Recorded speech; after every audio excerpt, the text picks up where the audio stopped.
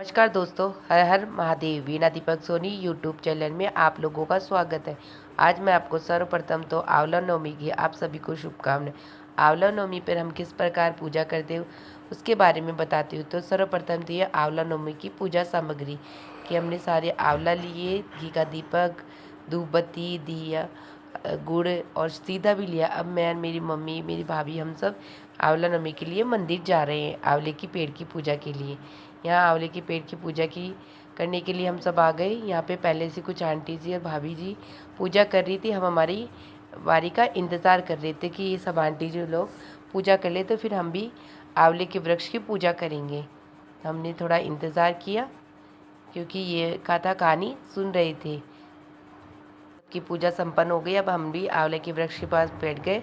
हमें पूजा सबसे पहले आंवले के पेड़ को हमने जल सींचने के बाद में तिलक लगाया, चावल लगाया और गुड़ से आंवले के वृक्ष को जिमाया, वस्त्र चढ़ाए, मूली चढ़ाई और आंवले आंवले के वृक्ष पे आंवला भी चढ़ाया।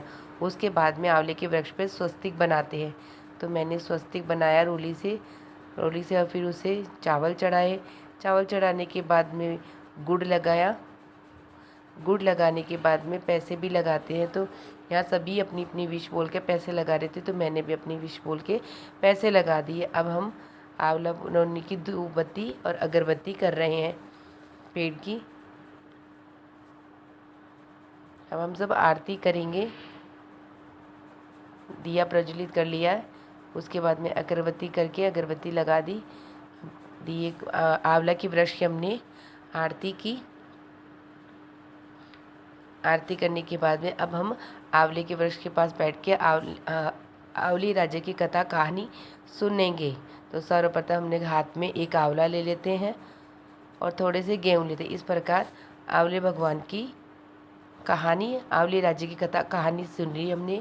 कथा कहानी सुनने के बाद में हमने गणेश जी की कहानी सुनी। गणेश जी की कहानी सुनने के बाद में घाट पाठ करते हैं आंवले को हाथ में लेके।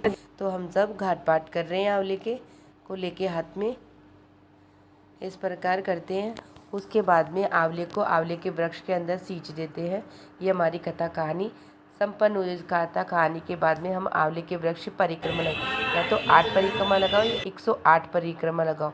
तो हम सब भी परिक्रमा के लिए खड़े हो गए क्योंकि हम सब एक साथ परिक्रमा लगा रहे हैं सारे।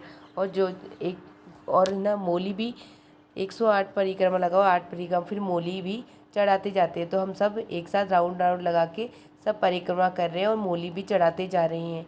इस प्रकार 8 परिक्रमा या 108 परिक्रमा लगाने से हमारी विश पूरी हो जाती है। सभी अपनी अपनी मोली का धागा आंवले के पेड़ के वृक्ष के चारों ओर तो घुमा के 8 परिक्रमा 108 परिक्रमा लगा रहे हैं। मैंने 8 परिक्रमा लगाई है। 8 परिक्रमा लगाने के बाद में भगवान के प्रणाम करके ये हमारी 8 परिक्रमा पूरी हो गई है। तो हमने आंवले पेड़ को प्रणाम किया। तो इस प्रकार सभी लोग की परिक्रमा लगाते हैं। राम राम राम राम अच्छा लगा बड़ा की ये पूजा कर रही तो भाई बेड़ा कतिन आ जैसे कतिन पूजा आ गए। करके हां मन के क्या बस जीतो राज मतलब सूर्य करने से बाद में अभिषेक करेंगे। जो सारी बोल देते हैं। तो आज के दिन आंवले के वृक्ष की इस प्रकार से पूजा करने से हमें भगवान विष्णु और माता लक्ष्मी का आशीर्वाद मिल जाता है। उसके बाद में हम सब बड़ों को प्रणाम किया, आशीर्वाद लिया। अब हम मंदिर के अंदर जा रहे हैं लड्डू गोपाल के दर्शन करने के लिए, कान्हा जी के दर्शन के लिए।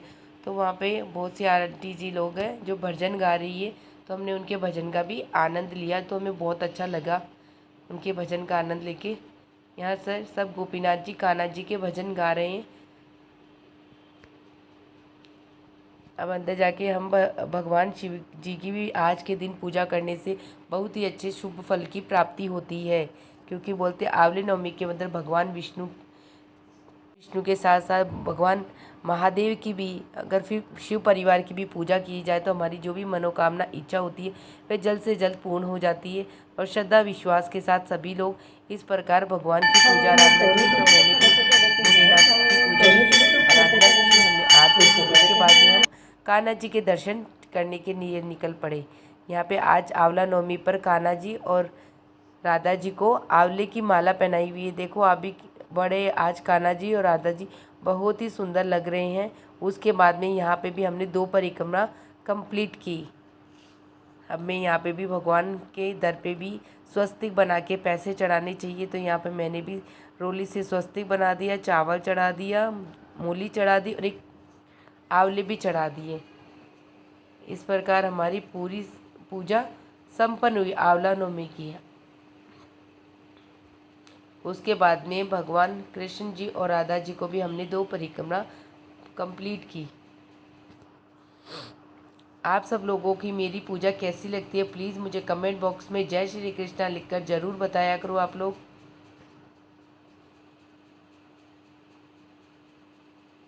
इस प्रकार मैंने स्वस्तिक बना दिया और हमने भगवान की आरती की। आज भगवान बहुत ही सुंदर लग रहे थे आंवला नवमी पर, क्योंकि आज भगवान को स्पेशल तैयार किया गया था आंवला नवमी के लिए।